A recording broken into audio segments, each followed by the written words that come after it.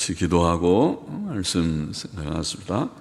하나님 아버지, 주일 오전 예배 시간 저희들이 또 하나님의 말씀 앞에 앉아 있사오니 하나님께서 말씀하여 주시고 말씀하게 하여 주시고 귀한 사도 바울의 서신, 목회 서신 중에 첫 번째 책인 디모데전서의 말씀을 오늘부터 또 몇 주간 몇 번 우리가 읽어 나갈 때에 하나님께서 은혜 주셔서 그 뜻을 잘 이해하며 거기에 담긴 하나님의 진리와 교훈을 마음에 새기며 기억하게 하여 주시고 교훈과 유익이 되게 하여 주옵소서. 신구약 성경 66권은 하나님의 말씀이며 또 우리의 신앙과 행위의 정확무한 유일의 법칙임을 믿으며 모든 성경은 하나님의 감동으로 된 것으로 교훈과 책망과 바르게 함과 의로 교육하기에 유익하며 하나님의 사람으로 온전케 하며 모든 선한 일을 행하기에 온전케 하는 말씀인 줄을 믿사오니 성경 말씀을 주야로 묵상하는 복된 성도들이 되며 또 말씀을 사모하여 시시때때로 말씀을 읽고 음미하며 연구하고 또 함께 모여 말씀을 듣고 경청하고 또 말씀을 깨닫기를 사모하며 소원하는 모두들이 되고 또 입을 넓게 열린 자들마다 찬송하며 기도하며 간절히 사모하는 자들마다 하나님의 말씀의 은혜를 항상 풍성케 주시기를 소원하며 예수 그리스도의 이름으로 기도합나이다. 아멘. 오늘부터 디모데전서 좀 생각해 보십시다. 디모데 전후서, 디도서 전에도 한번 했지만은 또 이제 제가 이제 은퇴란 말 자꾸 하면 좀 그렇지만은 그래도 이제 로마서 좀 중요한 건 남겨놨다가 했고 디모데 전후서, 디도서까지 하면 다시 강에서 수정을 좀 다 마칠 것 같고 또 그래도 이제 아직 녹화되지 않은 부분들 다 이제 틀림없이 좀 해보려고 하고 있습니다. 부족한 강의지만은 그래도 아마 전체 성경 신구약 전체를 다 녹화해 놓으면 조금은 참고가 되고 또 도움이 될 듯 합니다. 디모데전서 1장 1절부터 11절까지 다른 교훈을 경계함 제목을 그렇게 붙여보았습니다. 다른 교훈을 1장 제목이 아마 장 제목을 그렇게 붙일 수도 있을 것 같습니다. 1절 2절 보십시다. 우리 구주 하나님과 우리 소망이신 그리스도 예수의 명령을 따라 그리스도 예수의 사도된 바울은 믿음 안에서 참 아들된 디모데에게 편지하노니 하나님 아버지와 그리스도 예수 우리 주께로부터 은혜와 긍휼과 평강이 내게 있을지어다. 사도 바울은 하나님을 우리 구주 하나님이라고 불렀습니다. 하나님께서는 우리 구주이십니다. 하나님께서는 이사야를 통해 나곧 나는 여호와라 나 외에 구원자가 없느니라. 이사야 43장 11절 말씀 그렇게 말씀하셨죠. 하나님이 구원자다. 하나님 밖에 다른 구원자가 없다. 예수 그리스도께서 구주이시지만 예수님은 삼위일체 신성의 신비의 그런 관계에서 하나님이시니까 구주이십니다. 신적 구주라고 우리가 말하죠. 그를 보내주신 하나님 아버지께서도 역시 구주, 삼위일체 하나님은 구주이십니다. 세상에는 하나님밖에 참 구주가 없습니다.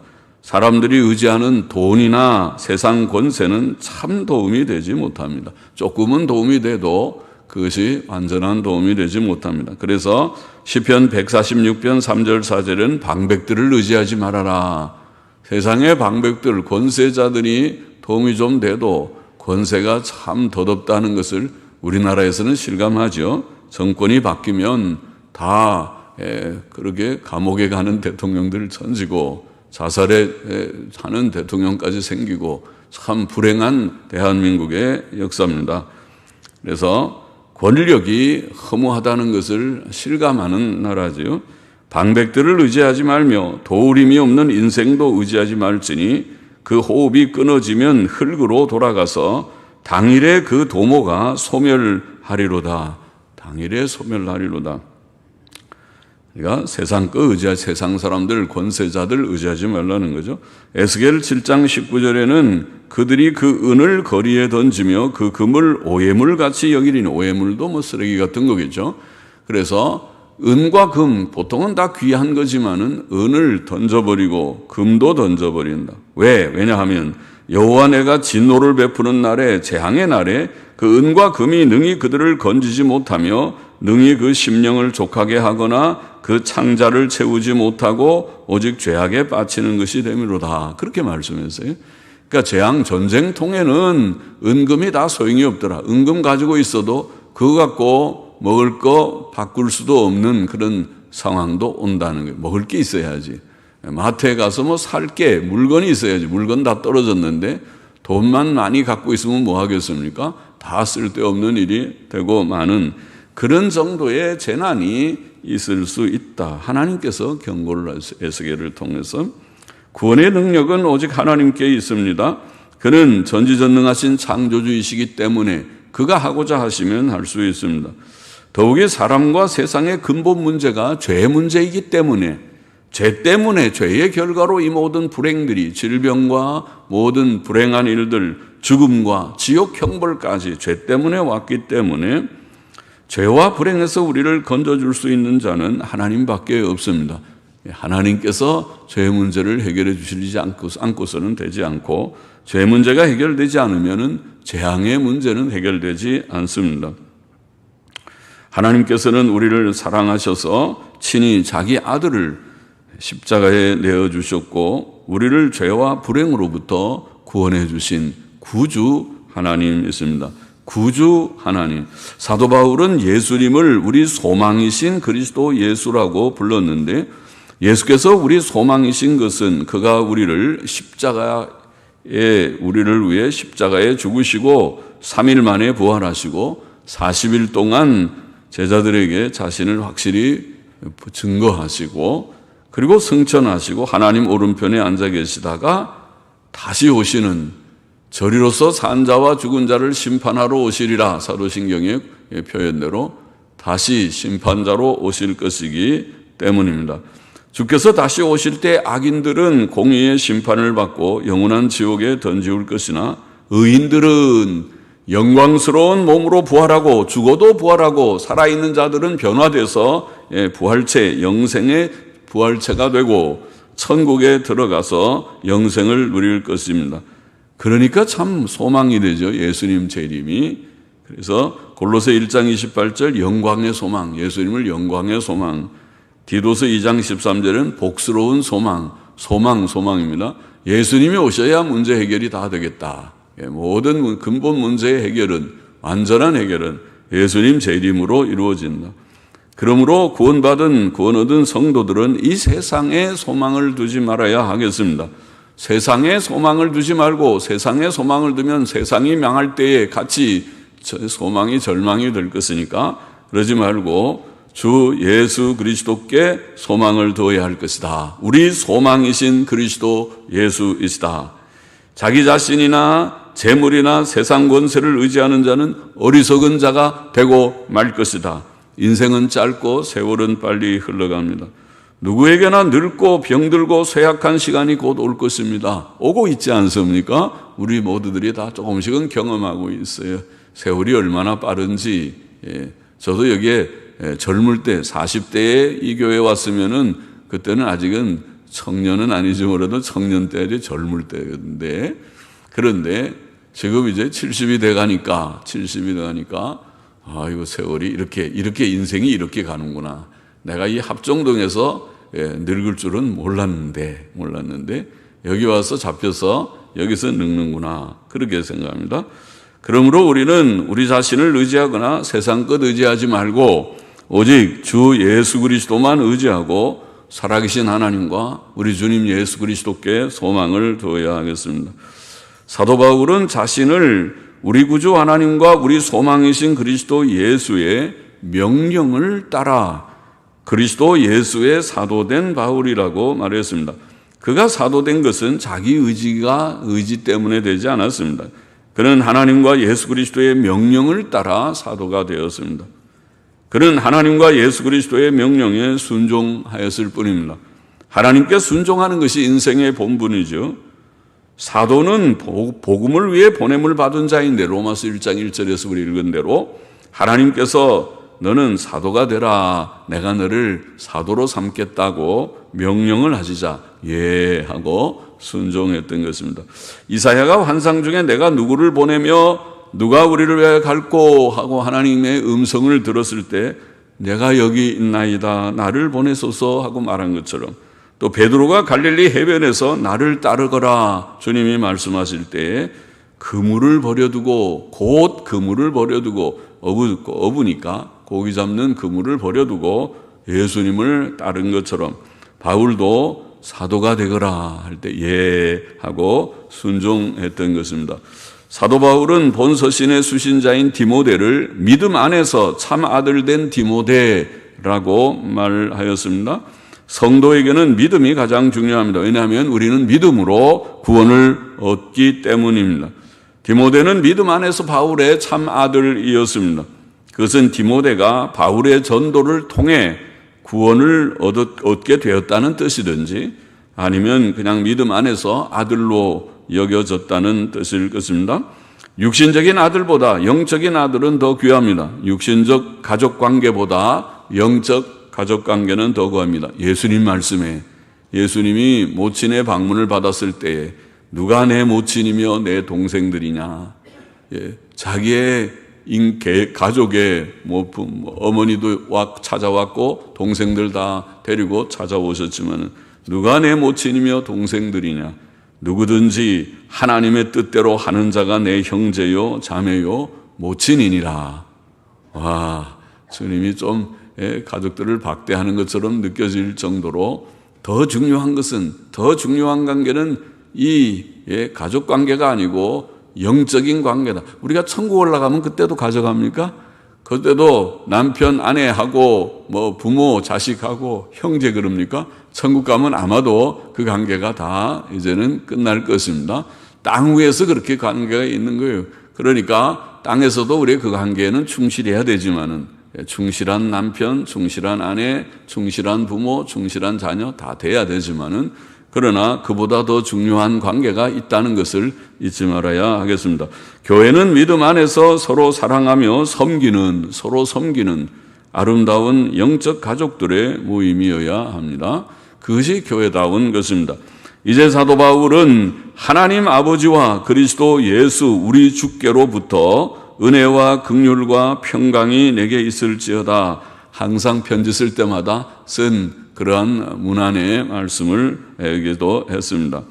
우리는 하나님의 은혜와 긍휼로 구원을 얻었고 하나님의 은혜와 긍휼로 날마다 부족과 실수를 씻음받고 신앙생활하고 조금씩이지만은 조금씩 성화를 이루어 갑니다. 하나님의 은혜가 없으면 되질 않습니다. 그래서 은혜를 늘 받아야, 은혜가 있어야 우리가 믿음 생활 잘하게 됩니다. 또 평안은 죄 씻음을 받은 자들에게 주시는 마음의 평안이며 또 거기에 더하여 주시는 몸의 건강, 물질적인 안정, 환경적 평안까지 포함합니다. 예수님 바로 잘 믿어요. 주님 말씀대로 먼저 하나님의 나라와 그 일을 구하라. 그 말은 예수님 바로 믿고 믿음 생활, 순종 생활 바로 하라는 뜻이고, 그렇게 먼저 구하면 이 모든 의식주의 문제, 이 땅에 사는 동안에 필요한 몸의 건강, 또 경제의 안정, 환경적인 평안까지 하나님께서 주실 수 있는 것을 믿습니다. 주실 것이다. 사도 바울의 축복의 기도는 오늘 우리 모두에게 필요한 복이며 우리 모두가 항상 받아 누리며 살기를 원하는 바입니다. 3절 보십시다. 내가 마게도냐에 갈 때에 너를 권하여 에베소에 머물라 한 것은 어떤 사람들을 명하여 다른 교훈을 가르치지 말며 신화와 끝없는 족보에 창념치 말게 하려 함이라. 이런 것은 믿음 안에 있는 하나님의 경륜을 이룸보다 도리어 변론을 내는 것이라. 경륜, 하나님의 경륜, 어려운 말이죠. 경륜, 오이코노미아라는 말은 영어 성경들도 번역들이 다 뜻이 분명해 보이지 않는 어떤 경영, 행정 혹은 섭리, 그러나 그런 것들이 다 집어넣어도 우리가 뜻이 좀 잘 자연스러워 보이지 않고 그냥 뜻 정도 하면 뜻이 괜찮지 않겠는가. 물론 하나님의 뜻이라고 하는 그 계획을 세운다는 그런 의미의 뜻은 또 다른 단어가 있습니다만은 여기에는 하나님께서 뜻하신 바를 이렇게 이루어 가시는 그런 어떤 뜻을 말합니다. 그래서 하나님의 뜻을 이룸보다 도리어 변론을 내는 것이라 그쯤 하면은 뜻이 잘 흘러갈 것 같습니다. 사도 바울이 디모데를 에베소에 머물게 한 목적은 어떤 사람들을 명하여 다른 교훈을 가르치지 말게 하려 함이었습니다. 오늘 우리가 본문의 제목을 잡은 다른 교훈을 경계함, 다른 교훈 가르치지 말게 하려 함입니다. 교사로 자처하며 다른 사람들을 가르치려 했던 그들은 바른 말씀을 전하는 자들이 아니었습니다. 다른 교훈은 금지되어야 했습니다. 교회 안에는 다양한 교훈들이 있어서는 안 됩니다. 참 교회의 표는 바른 교훈에 있습니다. 교회는 바른 진리, 복음 진리의 터 위에 세워진 것이 교회인데 이 교훈이 서로 다양하게 모순되게 악 속에 다양한 신학, 다양한 사상이 교회 안에 있는 것이 그거는 교회답지 못한 것입니다. 그거는 매우 잡탕입니다. 그거는 사사시대와 같이 됩니다. 각자 자기가 좋은 대로 생각하면서 사는 시대가 됩니다. 그런 건 아닙니다. 교회는 교훈의 통일성이 필요합니다. 그것은 성경적, 역사적, 기독교 신앙의 통일성을 말합니다. 그것은 2000년 교회 역사의 정통적 흐름과의 일치입니다. 바른 교훈의 기준은 성경입니다. 신구약 성경만 신앙과 행위의 유일한 법칙입니다. 물론 성경이 유일한 규범이라고 말할 때 우리는 성경의 주관적 해석을 버리고 객관성 있는 바른 해석을 취해야 할 것입니다. 상당히 성경 말씀은 그래서 성경에 많은 주석가들이 있고 강해자들이 있지만은 그들의 주석, 그들의 강해가 모두 100% 다 일치하는 것은 아닐지 몰라도 그러나 대략적으로 그들이 대체적으로 중요한 그 뼈대는 그 근간은 일치하고 있습니다. 지엽적인 조금 차이가 있어도 그것은 그렇게 중요한 문제가 아닙니다. 그래서 그를 근본 교리, 중요한 교리, 본질적인 교리, 중요한 교리 이렇게 표현합니다. 바른 교훈, 성경적 그 교훈, 그것이 기준이 되어야 합니다. 우리는 신화나 족보 이야기에 빠져서는 안 된다. 오늘 본문에 사도 바울은 한 예지, 신화는 사실이 아닌 것, 즉 지어낸 이야기를 말하죠. 성경은 역사적 사건들과 사실들의 말씀들입니다. 그것은 신화나 허구가 아니고 사실들입니다. 족보는 육신적 혈통을 말합니다. 그것이 귀한 유산일 경우도 있지만은 진리의 보존을 보장하지 못합니다. 육신적 족보로 말하면 천주교회가 사도들의 후예일지 모르지만 그렇죠. 역사는 그 옛날 할아버지 때 지어놓은 예배당에 그대로 다 이어서 내려오고 하면 아마 천주교가 될지도 모르지만은 진리 사상으로 말하면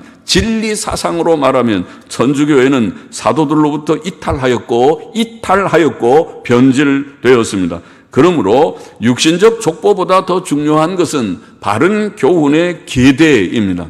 바른 교훈이 계대되는 것이 중요합니다. 사실상 육신의 족보는 헛됩니다. 누구의 아들, 누구의 손자라는 것은 아무 의미가 없습니다. 하나님의 교회 내에서는 사도적 교훈을 가진 자가 사도적 교훈을 파악하고 붙들고 그것을 전수받고 전수하는 자가 예수 그리스도의 사도들의 참 계승자입니다. 그렇죠? 사도적 교훈이 중요합니다. 사도 바울은 신화나 족보 이야기 같은 것은 믿음 안에 있는 하나님의 뜻을 이룸보다 도리어 변론을 내는 것이라고 말합니다. 하나님의 뜻이란 아까 말한 오이코노미아의 경륜이라고 번역한 하나님의 뜻이란 죄인들을 향한 구원의 뜻을 가리킵니다.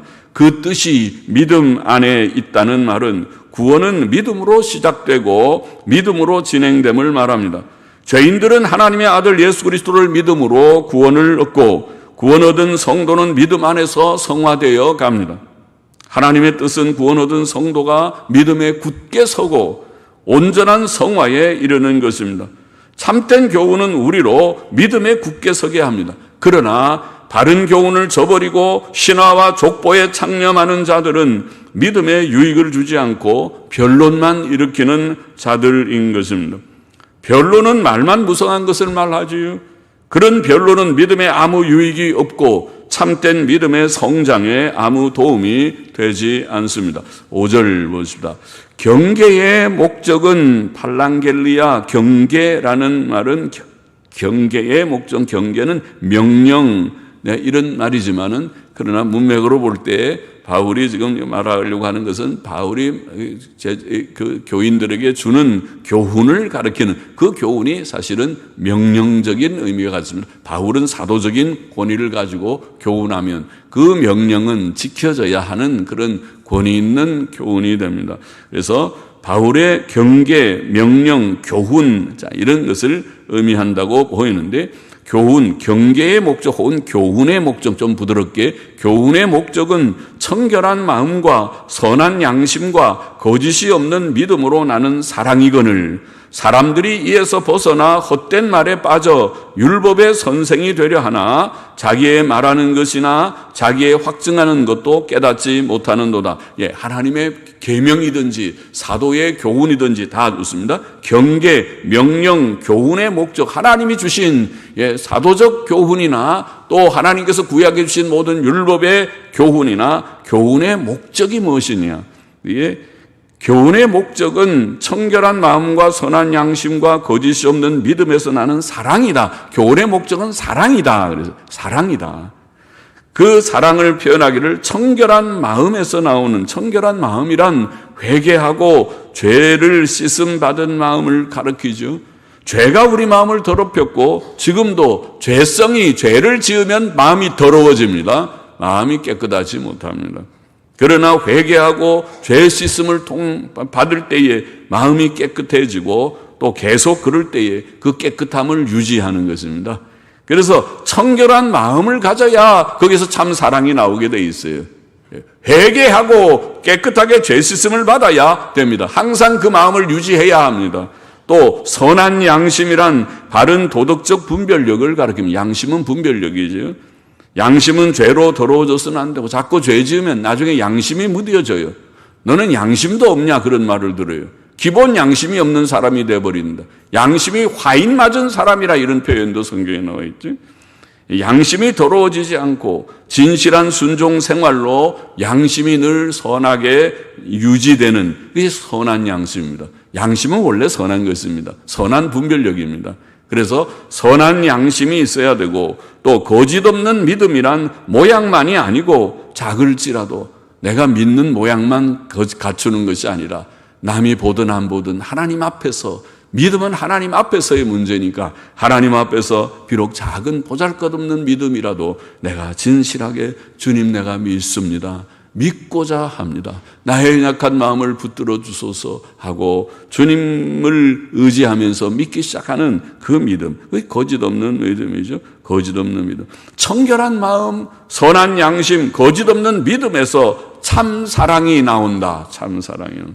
하나님의 뜻은 바로 그것이다. 경계의 목적은, 명령과 교훈의 목적은 바로 그 사랑이다. 청결한 마음과 선한 양심과 거짓 없는 믿음에서 나오는 사랑이다. 하나님의 뜻은 사랑입니다. 즉 하나님 사랑하고 이웃을 사랑하는 것이 하나님의 뜻이죠. 하나님을 사랑하는 것이 곧 경건함입니다. 우리가 예배 드리는 것은 하나님을 사랑하기 때문에 드립니다. 찬송하는 것도 먼 곳에서 이렇게 달려와 예배당에서 예배 드리는 것은 하나님을 사랑하기 때문입니다. 아마 여기 오면은 전부 다 1,000,000원씩 내가 준다 그러면 아마 먼 데서도 부산에서도 달려와서 1착으로 와서 아마 기다릴지도 모릅니다. 1,000,000원 받으려고. 그러나 우리가 하나님 사랑하는 건 1,000,000원 이상입니다. 그래서 하나님 사랑하기 때문에 우리가 모이는 것입니다. 달려오는 것입니다. 어떤 때는 위험을 감수하고도 마스크를 끼고 답답하면서도 와서 예배 드리는 것입니다. 그것은 하나님 사랑하기 때문에, 사랑은 곧 경건함으로 나타납니다. 경건한 자는 하나님께 예배드리기를 좋아하고 성경 말씀 읽고 듣고 순종하기를 좋아할 것입니다. 이웃사랑은 하나님 사랑, 이웃사랑은 도덕법의 완성이죠. 구원 얻은 자의 생활 목표는 바로 하나님을 사랑하고 이웃을 사랑하는 것입니다. 그것이 바른 설교와 교훈의 목표이기도 합니다. 경계의 목적은 사랑이라, 경계, 명령과 교훈의 목적은 사랑이라. 그러나 어떤 사람들은 이런 사랑을 알지 못하고 헛된 말에 빠져 있었던 것입니다. 그들은 바른 말에서 떠나 헛된 말들에 빠져 있는 것입니다. 그들은 하나님의 참된 종이 아니고 잘못된 교사들이었습니다. 참된 믿음과 사랑을 위하지 않는 자들은 하나님의 참된 종들이 아닐 것입니다. 8절 보십시다. 그러나 사람이 율법을 법있게 쓰면, 법있게 쓴다는 말은 정당하게 사용하면, 율법을 왜곡하는 것은 법있게 쓰는 것이 아니고 정당하게 잘 해석하고 적용하고 사용하면 율법은 선한 것인 줄 우리는 아노라. 알 것은 이것이니 법은 옳은 사람을 위하여 세운 것이 아니요 오직 불법한 자와 복종치 아니하는 자며 경건치 아니한 자와 죄인이며 거룩하지 아니한 자와 망령된 자며, 망령된 베벨로스라는 말은 속된, 영어로는 프로페인, 속되다, 세속적이다 그런 말이겠죠. 속된 자이며 아비를 치는 자와 어미를 치는 자, 우리는 친다, 치는 것도 나쁜 거지만은 치는 정도가 아니라 원문을 보니까 파트롤로아스라는 말은, 파트롤로아스는 아비를 죽이는 자입니다. 영어로는 패트리사이드라는 어려운 단어가 있습니다. 패트리사이드. 패트리사이드, 아비를 죽이는 자. 옛날에도 그런 악한 이들이 있었는가 보죠. 아버지를 감히 죽이는 자식이 있습니다. 아비를 죽이는 자, 파트롤로아스. 또 어미를 치는 자도 메트롤로아스. 그는 메트리사이드입니다. 메트리사이드라는 말이 있습니다. 메트리사이드, 어미를 죽이는, 영어에 이런 표현이 있을 정도로, 또 헬라어에도 이런 용어가 있을 정도로 옛날부터 악한 사람들이 아비를 죽이기도 하고 어미를 죽이기도 하는 천벌을 받을 자죠. 지옥의 형벌을 피하기 어려운 자이겠죠. 또 살인한 자며 음행하는 자며 그 다음에 남색하는 자며, 아까 우리 장로님 기도하실 때 차별금지법 이거 전부 막아야 되는데 세상 사람들은 이해를 못해요. 차별금지하면 안 되지, 차별금지법이 좋은 거지 그렇게 생각하지만 다 좋지요. 차별하면 안 되는 건 좋은데 한 가지 하나의 독소가 있어요. 그 속에. 그거 뭐냐면은 동성애를 우리가 죄라고 말하면은 차별을 하는 거기 때문에 안 된다. 그 독소가 있어요. 그러나 그것은 우리 기독교에 충돌하는 것입니다. 기독교는 동성애는 죄입니다. 그러면은 차별금지법이 통과되면 목사가 동성애가 죄입니다 얘기할 때 어느 성도 한 사람이 저 사람 차별금지법 위반했어 하고 고소하면 목사는 고발당합니다. 그러면은 벌금 내든지 감옥에 들어가야 됩니다. 그러니까 기독교인이 그것은 우리가 용납할 수 없다. 성경의 죄를 죄 아니라고 그거를 그렇게 말하는 법을 만들려고 하고 있어요. 이 세상에 6,000년 역사 가운데 없는 법을 지금 만들려고 하고 있어요. 동성애자들이 전부 많아지니까 동성애가 이것은 하나의 우리의 무슨 성소수자의 하나의 라이프 스타일, 생활 방식이지 죄가 아니다. 이것이 이제 버젓이 법으로 만들려고 하고 있습니다. 우리가 간통죄 폐지하더니 이 나라가 간통죄 죄 아니다 폐지하더니 이제는 동성애가 합법화돼서 그것을 죄 아니니까 동성애가 누가 죄라고 말하지 말라. 그런 차별하는 것이니까 성소수자 차별하는 것이니까 안 된다. 이 법을 만들려고 하고 있고 민주당이 다수당이니까 하려고 하면 만들겠죠. 법 만들어 봐도 이 나라가 망하는 것이지 하나님께서 기뻐하지 않고 이 나라를 복주시기 틀렸어요. 이미 간통죄 폐지할 때부터 틀렸고 그런 차별금지법 통과시키면 이 나라가 망하는 하나님께서 기뻐하시지 않는데 이 나라가 복이 되겠습니까? 지금도 많이 망하고 있지만은 이 복이 안 되고 또 그 통과해봐도 목사들은 하나도 거기에 위축되지 않고 우리는 동성애 죄입니다 그런 설교할 것입니다. 그래서 잡혀 들어가면 한번 잡아가 보십시오. 그러면 들어가지. 그러면 들어가더라도 죄는 죄라고 말하지 그럼 죄는 죄 아니라고 말합니까? 이제는 차별금지법 동성애만 그럴 것이 아니라 모든 죄를 다 이제는 그렇게 하십시오. 이제는 살인, 간음, 강간 그거 다 죄 아니다. 그렇게 이제 법을 만드시지. 그러면은 그 차별하면 안 되잖아요. 그것도 죄, 그것도 자기네들이 좋아해서 하는 건데 그런 식으로 차별금지를 한다고 하면서 그런 식으로까지 계속 나갈 것입니까? 죄를 죄라고 말하지 못하게 하는 그런 법을 만들려고 하고 있으니까 우리나라에 믿는 사람이 1,000만이고 또 아마 민주당 속에도 예수 믿는 무슨 사람들이 많다고 그러죠. 그러지만은 그 법을 통과하는가 한번 봅시다. 그들이 예수 믿는다는 것이 무엇이고 뭐가 어떻게 돌아가는 건지 그런 기본 지식이 있는 자들인지 없는 자들인지 말입니다. 그런 거 통과하면 안 되겠죠. 여기에 동성애자들, 이거를 죄, 성경은 분명히 동성애는 죄다. 동성애 때문에 소돔 고모라가 망했고, 유황불비로 망하는 것은 하나님께서 동성애 죄 때문에 망하는 것이고, 사사기 20몇 장에 나오는 기부하의 죄도 동성애 때문에 망하는 것이고, 오늘 시대에 음란이 충만해지는 시대가 되고, 결혼에 대한 법이 무너져 버려서 젊은이들이 이제는 순결이라는 것이 무색해지고, 순결을 우습게 여기고, 결혼을 우습게 여기고, 내가 좋으면 그냥 같이 자면 되지, 그거 무슨 문제냐, 이렇게 여기는 이 잘못된 사고방식이 이 세계를 멸망시키고 있고, 그 중에 이 죄악된 음란 풍조의 하나의 극단적인 한 형태가 동성애입니다. 동성애까지 이제는 결혼이 아니라 남자가 남자끼리, 여자가 여자끼리 같이 성을 즐겨도 괜찮다, 이런 시대가 되었습니다. 그것은 멸망하는 직전의 풍조입니다. 이제 심판이 가까워 온다는 것을 말하고 있는 것입니다. 그래서 동성애는 죄라야겠다. 남색하는 자, 사람을 탈취하는 자, 인신매매자, 또 거짓말하는 자, 거짓 맹세하는 자, 기타 바른 교훈을 거스리는 자를 위함이니 이 교훈은 내게 맡기신 바 복되신 하나님의 영광의 복음을 좇음이니라. 율법을 잘못 해석하면 저 율법 교사들처럼 오류에 빠질 수 있지만, 율법을 정당하게 사용하면 율법은 선한 것입니다. 하나님께서 율법을 주신 본 의도대로 그것을 이해하고 해석하며 복음 진리에 맞게 적용한다면 율법은 우리에게 많은 교훈과 유익을 줄 것입니다. 어떤 이들은 극단으로 가서 신약 시대에는 신약 성경만 보면 되지, 구약의 율법을 우리가 이제는 읽지 않아도 될 것처럼 너무 지나쳐 나가기도 합니다. 잘못 오해한 것입니다. 잘못 성경을 오해한 것입니다. 모든 성경은 하나님의 감동으로 된 것으로 교훈과 책망과 바르게 함과 의로교육하게 유익하다. 신약 성경 사도 바울의 디모데후서 3장 16절에 기록되어 있는 말씀이 아닙니까? 성경은 다 유익하다. 율법도 우리에게 유익하다. 이것이 웨스민스터 신앙고백의 율법을 해석한 내용입니다. 그러나 우리는 율법이 의인을 위해 주신 것이 아니요 죄인을 위해 주신 것임을 알아야 한다고 오늘 본문은 말합니다. 율법은 죄를 깨닫게 하려고 주신 것입니다.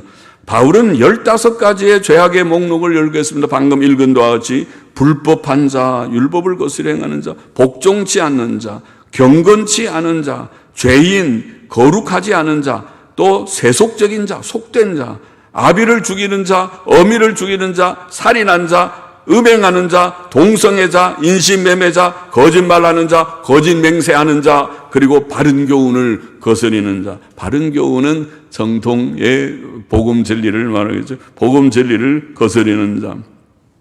죄인들은 율법을 통해 죄를 깨닫고 죄의 형벌이 무엇인지 아는 것이 필요합니다. 죄에 대한 하나님의 진노와 형벌이 얼마나 무서운 것인지 알아야, 구약 성경을 바로 알아야 죄인들이 회개하며 하나님께로 돌아올 것입니다. 바른 교훈, 곧 건전한 교훈은 하나님의 아들 예수 그리스도의 십자가 속죄를 믿음으로 구원 얻는 진리죠. 이것은 로마서에서 우리가 자세히 다시 한번 배운 바가 있습니다. 그러나 불건전한 율법 선생들이 나타나 다른 교훈을 퍼뜨리고 있었습니다. 그들은 율법을 잘못 해석하고 잘못 적용하였습니다. 그러나 율법을 복음과 충돌되게 해석하거나 적용해서는 안 됩니다. 율법은 의의 표준으로서 또 우리의 부족을 깨닫게 하는 수단으로서 여전히 필요하지만 그것은 구원의 직접적 수단이거나 성화의 효력 있는 수단은 아닙니다. 우리의 구원은 예수 그리스도의 완전한 십자가 의를 통해 왔고, 우리의 성화는 성령의 인도하심과 도우심으로 성취되고 있다. 이것이 로마서에서 우리가 읽은 말이죠. 성화의 이치를 말할 때에 성화는 성령의 도우심으로 된다. 로마서 7장 6절, 8장 4절, 13절, 14절에 우리가 읽은 말씀이죠. 성도는 성령의 인도하심을 받아 성령으로 육신의 소욕을 죽이는 자들이다. 이제 우리는 율법 조문을 따라 하나님을 섬기지 않고 성령을 따라 섬긴다. 로마서 7장 6절에 그런 표현을 했죠. 복음을 하나님의 영광의 복음이라고 말한 것은 구원의 목표가 죄인들이 의롭다 하심을 받고 영광의 부활과 천국에 이르는 것이기 때문에, 그래서 영광의 복음이라. 할렐루야. 우리가 예수님 믿고 구원 얻은 것은 그 목표가 영광입니다. 지금은 별로 그렇게 영광스럽지 못하죠, 우리가 다. 그러나 나중에 부활하고 영생을 얻고 천국에서는 영광스러운 삶을 누리게 되는 복된 삶, 행복한 삶을 누리게 되는 저와 우리 모두가 될 것입니다. 본문의 교훈을 정리해 보십시다. 첫째로, 오늘 여기에 길게 11절을 읽었습니다만은, 첫째로 우리는 하나님의 은혜와 긍휼과 평안을 구하는 자가 되어야 된다. 먼저 그것부터 좀 생각하십시다. 2절에 말씀했죠. 하나님 아버지와 그리스도 예수 우리 주께로부터 은혜와 긍휼과 평강이 내게 있을지어다. 그렇게 말했죠. 우리는 하나님의 은혜와 긍휼로 예수님 이미 믿었고 구원을 얻었고 평안을 얻었습니다. 상당한 평안을, 예수 믿는 사람들은 심령에 큰 평안을 얻었습니다. 그래서 이 세상이 요동하는 세상이라도 그것 때문에 그렇게 크게 요동하지 않습니다. 또 우리는 하나님의 은혜와 긍휼로 구원의 확신과 소망의 견고함과 성화를 이루며 또 고난과 수고의 세상 현실에서 낙심치 않고 이 평안을 잘 유지해 나가야 할 것입니다.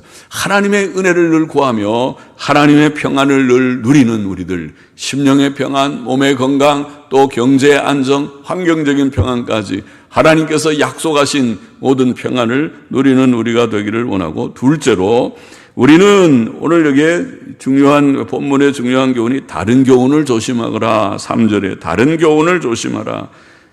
바울이 디모데라고 하는 이 젊은 교역자를 에베소에 남겨둔 것은, 그가 마게도나를 가면서 에베소에 좀 머물게 한 것은 다른 교훈을 하는 사람들이 들어있기 때문에 그것을 경계하기 위하여 남겨두었다 그랬습니다. 바른 교훈은 사도들을 통해 전해진 복음 진리 교훈이죠. 그것은 모든 사람이 죄인이었으나 구주 예수 그리스도의 십자가 대속사역으로 그를 믿음으로 죄사함과 의롭다 하심을 얻는다는 진리의 교훈, 그것이 바른 교훈이죠. 이것과 다르게 다른 교훈은 바로 이 바른 교훈, 이신칭의의 복음 진리 안에 거하지 않고 신화와 끝없는 족보 문제 같은 것으로 변론하는 것이라. 예를 들어서 그런 말을 했습니다. 그것은 다른 교훈이라고 말했어요. 바른 교훈 안에 거하지 아니하는 것이 다른 교훈입니다. 신학적인 토론은 필요합니다. 그러나 중요한 주제들, 정말 신학적으로 우리가 본질적인 문제, 중요한 교리적인 문제를 우리가 진지하게 토론하는 것은 토론하지만은, 그러나 그렇지 않은 너무 지엽적인 문제로 그것이 변론하고 그것이 아무 유익이 없는 그런 변론을 하는 것은 삼가야 하겠습니다. 다른 교훈을 조심하라. 셋째로 우리는 바른 교훈 안에서 또 오늘 교훈의 말씀의 중요한 내용을 보면 경건과 의와 사랑을 실천하는 자가 되어야 된다. 그것을 말씀해서 바른 교훈의 목적이 무엇인가? 바른 교훈의 목적은 바로 사랑이다. 5절에 그렇게 말했죠. 청결한 마음과 선한 양심과 거짓 없는 믿음에서 나오는 사랑이다. 결국 우리가 바른 교훈을 받고 예수님 믿고 구원받았다고 할지인데 그 결과는 사랑의 삶으로, 선한 삶으로 나타나야 돼요. 주의 말씀대로 서로 사랑하라. 그 한마디 속에 다 들어있단 말이에요. 하나님 사랑하고 서로 사랑하는 사랑의 삶 속에 그가 얼마나 하나님을 사랑하는가, 또 그가 서로 사랑하는가, 가정에서는 가족들 간에 화목하고 사랑하는가, 남편은 아내를 정말 사랑하는가, 아내는 남편을 정말 사랑하고 존중하고 하는가, 또 부모는 자식을 사랑하고 있는가, 자식은 부모님을 정말 사랑하고 부모님 고생하는 것을 정말 이해하고 있는가. 자, 거기에 있습니다. 그것이 구원 얻은 믿음을 가지고 있느냐 하는 것을 판별할 수 있는 일이 될 것입니다. 구원 얻은 신약 성도들에게도 똑같은 것이다. 지금 여기에 구약의 율법에도 핵심이 사랑이고 신약의 성도들이 구원받은 성도들에게도 똑같아. 사랑이다. 경건하고 의와 사랑을 실천하는 것이 하나님의 뜻이다. 우리는 특히 율법을 잘못 적용하지 말고 정당하게 사용을 해야 된다고 교훈하고 있고, 우리는 율법을 행함으로 구원 얻는 것은 아니지만 율법은 여전히 우리 생활에 바른 지침이 되는 것을 잊지 말아야 하겠습니다. 그러므로 우리가 율법주의, 율법으로 구원을 받는다고 가르치는 사상이죠. 율법주의는 하나님께서 주신 은혜의 복음을 알지 못하기 때문에 그것은 오류고, 큰 오류고, 이단이고, 율법주의는 이단이고, 마찬가지로 반율법주의라는 거 있죠. 이제는 우리가 율법이 필요 없다. 구약 성경도 별로 중요하지 않다. 율법 자꾸 얘기하면 그거는 마치 복음을 부정하는 것처럼 오해하는 반율법주의도 그것은 오류다. 그것은 잘못이다. 반율법주의가 너무 나가면 그것도 이단이 될 수 있다. 그렇게 말할 수 있습니다. 반율법주의는 하나님이 주신 도덕법이 여전히 성도가 지켜야 할 생활 규칙임을 알지 못하기 때문에, 결국 율법의 내용은 사랑이기 때문에, 율법의 내용은 경건과 의와 사랑인데 경건과 의와 사랑을 강조하는 그것을 율법주의인 것처럼 생각하는 것은 네가 그건 잘못 생각했다. 그건 율법주의가 아니고 성경의 바른 교훈이다. 바른 교훈은 율법을 바로 사용하면 율법은 유익한 것이지, 율법자만 들어가면은 그것은 뭐가 잘못된 것처럼 생각하는 것은 네가 대단히 오해했다. 그렇게 말할 수 있는 것이죠. 율법주의도 오류고 이단이고 반율법주의도 큰 오류고 이단입니다. 율법주의와 반율법주의에 떨어지지 않고 하나님의 바른 교훈 안에서 율법을 우리가 경건하게 선하게 지키는, 경건과 의와 선과 사랑을 실천하는 우리가 되어야 할 것입니다. 오늘도 혹 주를 알지 못하는 자들이 우리 가운데 있다면, 이 말씀을 듣는 가운데 있다면 주님의 복음으로 여러분을 초청합니다. 주님 앞에 나아오시기를 바랍니다.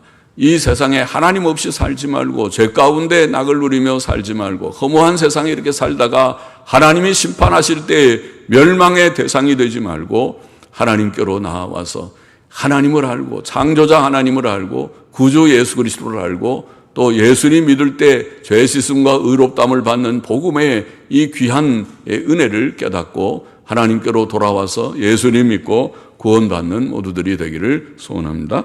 기도하십시다. 하나님 아버지 감사합니다. 부족한 종이 오늘도 이 말씀 조금 해석하며 증거했습니다.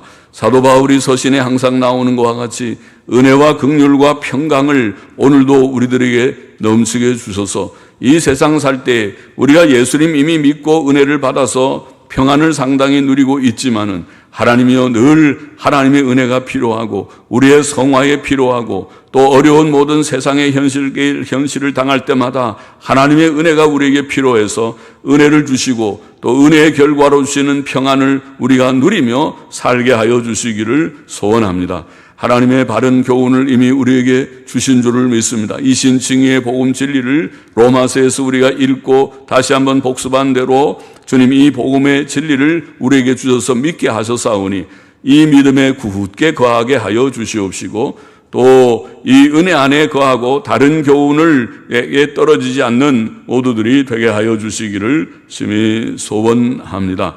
또 하나님 아버지 이 교훈 안에서 이제는 경건하게 의롭게 선하게 사랑을 실천하는 자들이 다 되어서 우리의 현실 가운데서 우리의 처한 그런 작은 가정의 단위에서부터 시작해서 우리의 처한 모든 현실에서 참된 사랑의 사람들, 사랑을 실천하는 사람들이 될 수 있도록 하나님께서 우리에게 힘을 주시고 은혜를 많이 내려주시기를 소원합니다. 감사하며 예수 그리스도의 이름으로 기도합나이다. 아멘. 아멘. 아멘.